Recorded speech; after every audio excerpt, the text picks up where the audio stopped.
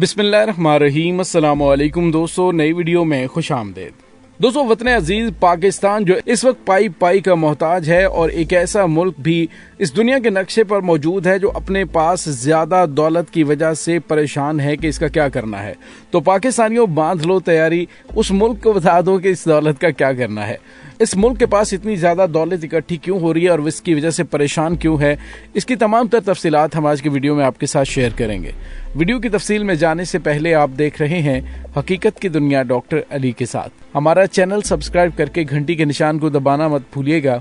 इस वीडियो को ज्यादा से ज्यादा फेसबुक, व्हाट्सएप और सोशल मीडिया पर शेयर जरूर करें। शेयर और लाइक करने के साथ साथ कमेंट बॉक्स में पाक फौज जिंदाबाद, पाकिस्तान पाइंदाबाद और पाकिस्तान के गुमनाम हीरोज को सलाम का नारा कमेंट जरूर कीजिएगा।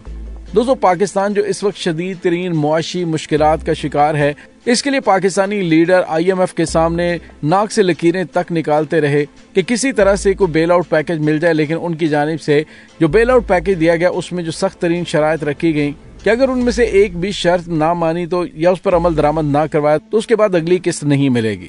एक तरफ तो वतन अजीज के अंदर शदीद तरीन क्राइसिस है, लेकिन आज एक खबर सामने आई है तो मैंने कहा क्यों ना आपसे शेयर करें। वो ये है कि एक मुल्क दुनिया के नक्शे पर ऐसा भी है कि जो इस वजह से परेशान है कि उसके पास इजाफी कैश उसके लिए दर्द सर बन चुकी है। लेकिन इतना ज्यादा पैसा इस मुल्क के पास आया कहां से और अब उसका क्या किया जाएगा, तो दोस्तों इसकी मुकम्मल तफसीलात आप जानेंगे आज की वीडियो में। दोस्तों, अगर आप 10 अरब पाउंड बचाकर क्या करेंगे, ये सवाल हुकूमतों को भी एक ख्याली पुलाव की तरह महसूस हो सकता है। लेकिन सिर्फ 5 मिलियन यानी 50 लाख से ज्यादा आबादी वाले मुल्क जमहूरिया आयरलैंड के लिए यह हकीकत पसंदाना सवाल है। कारपोरेशन टैक्स की खतीर आमदनी जो बुनियादी तौर पर आलमी टेक्नोलॉजी और फार्मास्यूटिकल कंपनियों के जरिए हासिल होती है, वो सरकारी खजाने को भरे जा रही है। कौमी बजट सरप्लस यानी रोजाना की आमदन और अखराजात के दरमियान फर्क का अगले 4 सालों में 62 अरब यूरो से ज्यादा होने की पेशगोई की गई है। बहुत से ममालिक में वबाई इमराज की वजह से जो सरकारी खजाने पर बोझ पड़ा, उसके बाद बहुत सारी दूसरी हुकूमतें डबलिन को हसद की नजर से देख सकती हैं। ताहम ये नेमत अपने साथ किसी हद तक सियासी जहमत भी लाती है, क्योंकि नकदी का बढ़ता हुआ अंबार लामहला अवामी तवक्कुआत में इजाफे का बायस होगा और आयरलैंड की दौलत का अलामती मरकज दारुल हुकूमत का वो हिस्सा है जिसे सिलिकॉन डॉक्स कहा जाता है। दरिया लैम्फे के जनूबी किनारे के घाट और नहरों के साथ साथ चमकते हुए शीशे के दफातर भी हैं, जो कि कुर्राए अर्ज की चंद अमीर तरीन कंपनियों के अहम यूरोपीय अड्डे हैं। इन चमचमाती हुई इमारतों में मीटा, गूगल, एयरबीएनबी और एक्स, जो पहले ट्विटर के नाम से जाना जाता था, उसकी बड़ी कंपनियों के दफातर शामिल हैं। इसी के करीब economic and social research institute भी है, जिसे कौमी थिंक टैंक समझा जाता है। दोस्तों, आलमी टेक कंपनियों की हकीकी मौजूदगी का मतलब यह है कि आयरलैंड को कारपोरेशन टैक्स के निज़ाम में हालिया बैनुल-अक़वामी इस्लाहात से फायदा हुआ है और उसने टैक्स को मुल्क की हकीकी सरगर्मियों से जोड़ा है। बाज़ औक़ात इसे देखने वाले लोग सोच सकते हैं कि ये सब अकाउंटिंग यानी कि हिसाब किताब का बुलबुला है और इसमें हकीकतन कुछ भी नहीं हो रहा। लेकिन जब आप अदाद-ओ-शुमार और असल सरगर्मियों की मिकदार को देखेंगे तो आप पाएंगे कि आयरलैंड की मईशत बहुत ज्यादा मजबूत मईशत है। कारपोरेशन टैक्स की तारीखी तौर पर निस्बतन कम शरह यानी 12.5% मल्टीनेशनल कंपनियों को अपनी तरफ राग़िब करने की बड़ी वजह है। इस चीज ने आयरलैंड को एक आउटलेयर यानी मुनफरिद या नुमाया बना दिया है, क्योंकि उन्होंने निशानदेही की है कि जमहूरिया आयरलैंड में टैक्स रेवेन्यू का 25% से ज्यादा कारपोरेशन टैक्स से आता है, जबकि इसके मुकाबले में ये पूरे यूरोप में औसतन 10% से भी कम है। आयरलैंड के महकमा खजाना के अदाद-ओ-शुमार बताते हैं कि वो रवां साल इसे 10 अरब यूरो का सरप्लस बजट हासिल होने वाला है, जो कि कौमी आमदन का 3.5% है, जबकि सन 2026 तक सालाना अदाद-ओ-शुमार के बढ़ने की पेशगोई 20.8 अरब डॉलर तक की गई है। दोस्तों, सिलिकॉन डॉट्स के एक मील शुमाल में ही टैक्स सेक्टर की दौलत की एक दूसरी दुनिया महसूस की जा सकती है।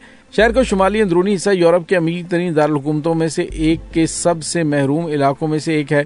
आइकॉन कम्युनिटी नेटवर्क से ताल्लुक रखने वाली बलंजा नजर ने इस मसाइल की जानिब भी इशारा किया था। उन्होंने कहा कि वहाँ नशे की लत है और बेदखली और नाकिस मयार की रिहाइश जैसे मसाइल हैं, जिनके बारे में लोगों को मदद चाहिए। दोस्तों, यहाँ पे आपको ये बताते चलें कि अगर आयरलैंड के अंदरूनी मामलात को देखा जाए तो वहाँ पर भी इसकी जरूरत है। आयरलैंड में ऑटिज्म का शिकार बच्चों की तादाद बढ़ती जा रही है, लेकिन उन इलाकों में ज्यादा तवज्जो नहीं दी जा रही।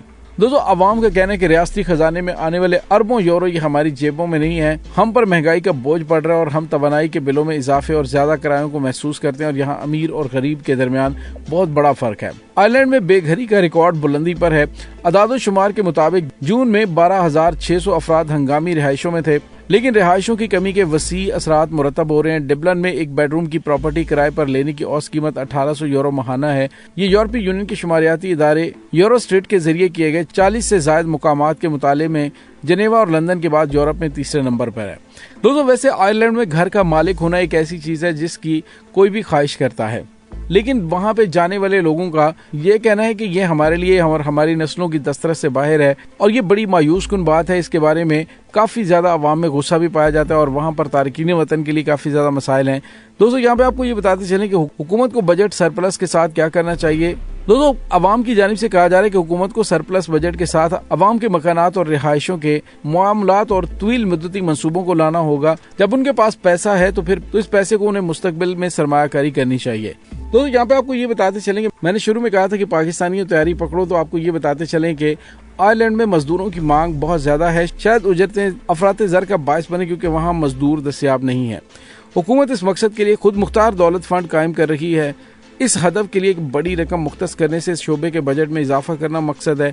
इस हवाले से आलमी सतह पर इख्तियार की जाने वाली हिकमत अमली की बेहतरीन मिसाल नॉर्वे है, जहाँ हुकूमत ने तेल की आमदनी को इस मकसद के लिए इस्तेमाल किया। आयरिश वज़ीर आज़म ने हाल ही में इन कंपनियों में से एक के आयरिश में काम करने वाली कंपनी के दफ्तर का दौरा किया था, जिसने मुल्क के टैक्स हदफ को काबिल हद तक बढ़ा दिया है। एप्पल ने 1981 में कार्क में काम शुरू किया था और फिलहाल उस जगह पर वो अपने ताज़ा तोसी मंसूबों को आगे बढ़ा रही है।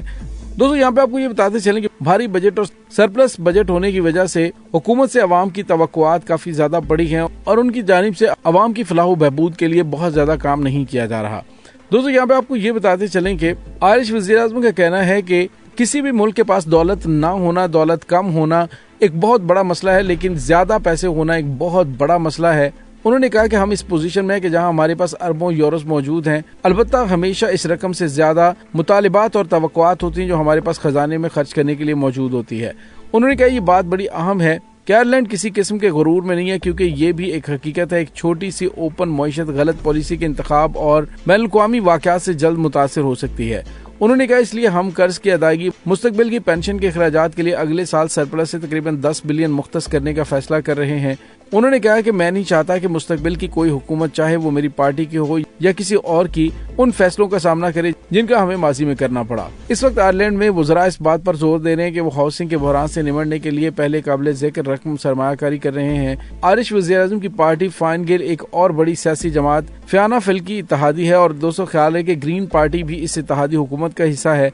आइंदा इंतखाबात का इनेकाद सन 2025 के अवाइल में होना है। बाएं बाजू की सिन फेन पार्टी फिलहाल मकबूल समझी जाती है और आयरलैंड की बागडोर संभालने की दौड़ में ये बहस मरकजी हैसियत इख्तियार कर जाएगी कि इस वक्त खजाने में पड़े हुए अरबों यूरो से मुतालिक हुकूमत को क्या हिकमत अमली इख्तियार करनी चाहिए। दोस्तों, आप देखिए कि एक के पास दौलत नहीं है तो वो भी परेशान है, जिसके पास दौलत है वो भी परेशान है कि अब इसको किस तरह से यूटिलाइज किया जाए। हर जगह पर मसाइल अपनी अपनी जगह पे मौजूद हैं। अवाम हर जगह पे पिस रही है, चाहे वो पाकिस्तान है, चाहे वो आयरलैंड है, चाहे वो अमेरिका है। अशराफिया की जेबें भरी जाती हैं और वो अपने एसेट्स बनाते हैं। अवाम को सिर्फ और सिर्फ टैक्स देने पर लगाया हुआ है। दोस्तों, आपका इस तमाम सूरत हाल के बारे में क्या कहना है? कमेंट सेक्शन में अपने ख्यालात का इजहार जरूर कीजिएगा। इंशाल्लाह बहुत जल्द मिलते हैं एक नई वीडियो में। तब तक के लिए अपना बहुत सारा ख्याल रखिएगा। अल्लाह वारिस।